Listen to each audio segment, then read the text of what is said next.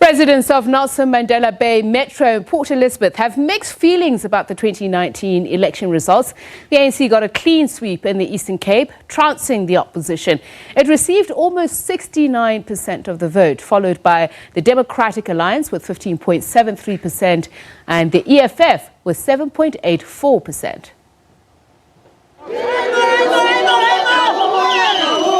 Victory for the ANC in the highly contested Eastern Cape. The province has for many years been the party's stronghold, but has taken a knock at the polls in recent years due to internal issues. The election of President Cyril Ramaphosa with the promise of a new dawn and an end to corruption. More people are finding hope in the ANC, like these soccer fans. The things went the way I expected. See, the ANC is going to lead, even in 30 years to come. They're going to lead this country. But now, it's just that now we have to patch on those things those things that we're lacking on. First of all, I'm not surprised that the majority of South Africans have voted for the ANC. I think the majority of people need some basic things with only the ANC can provide. But what I'm very disappointed is that in the fact that they've won with such big margins, despite all the evidence of corruption and fraud and all the bad things that goes with the ANC government.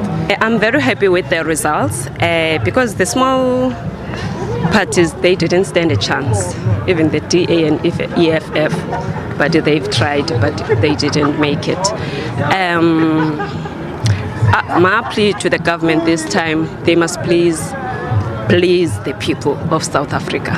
The ANC is expected to hold their celebrations in the Metro on Sunday after recording the highest votes. Lerato Tipa, SABC News, Port Elizabeth. And now to Mpumalanga, where residents say they want the victorious party to start addressing service delivery issues. The ANC retained the province despite losing 8% of the vote. The EFF unseated the DA as the official opposition in the Mpumalanga legislature. The ANC retained its top spot in the province with 70%. Although residents are excited with the results, they still want better service delivery. Iparty obviously we need sicela basendele lokusidinga kona eThekwani North asina clinic asina lo police station loda ungena abuse asinakele umgwaqo wakadanje mubi kakhulu basilungisele wona cela ukuthi basendele into leti right singatholakala isitoyitoya basinake nathi sine ngalama taxini uyabona into njengaleto sitholakala lenye la ngabasiregistered nathi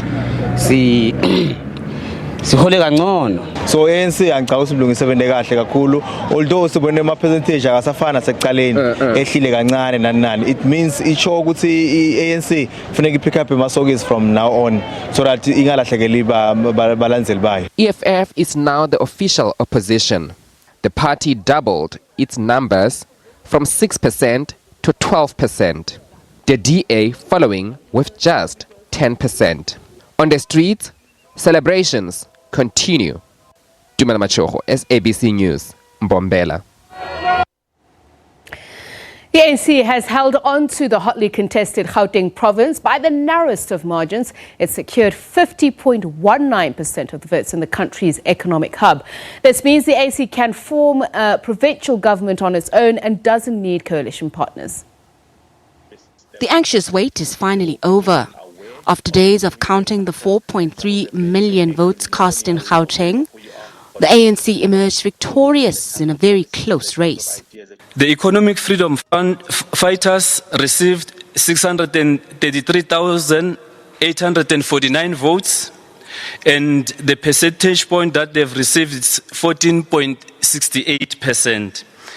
And it's followed by the Democratic Alliance, which garnered 1,185,580 votes, which gives us a percentage of 27.4%. The African National Congress received 2,167,160 16, which signifies about 50.19%.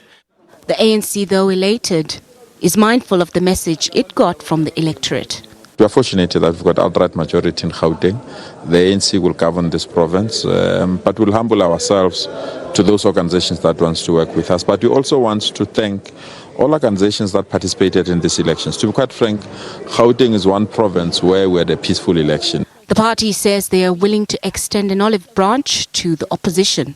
Our opponents who are running the other two metros, the DA, will cooperate with the provincial government, because one of the is that in the last term they have not been cooperating with us, and they were operating like they're in an island. So we are not going to tolerate that, because we want to work towards bettering the lives of our people.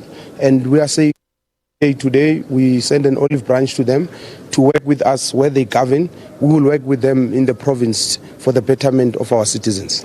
The ANC dropped support in the province, and so too has the DA, who came in second with a 27.45% share of the vote. We are going to, do an introspection, why we lost what we lost, why we didn't gain where we're supposed to have gained, and, preparing ourselves for the next local government elections. So it's always, readiness, it's one elections, after that you join a course for another election. So we are committed, and we are going to sit down and make sure that we reprioritize and reposition ourselves for the next local government elections. Just like on the national ballot, the EFF and the Freedom Front Plus showed the biggest growth in Gauteng.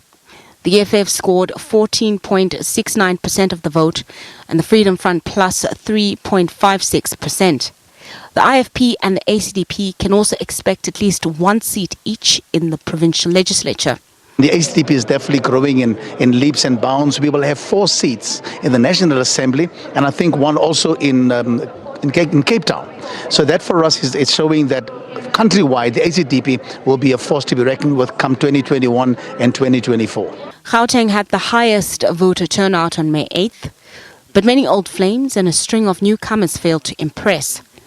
The ATM and Good did not make the cut, neither did the PAC, COPE and UDM. Nozintombi Mia, SABC News, Johannesburg.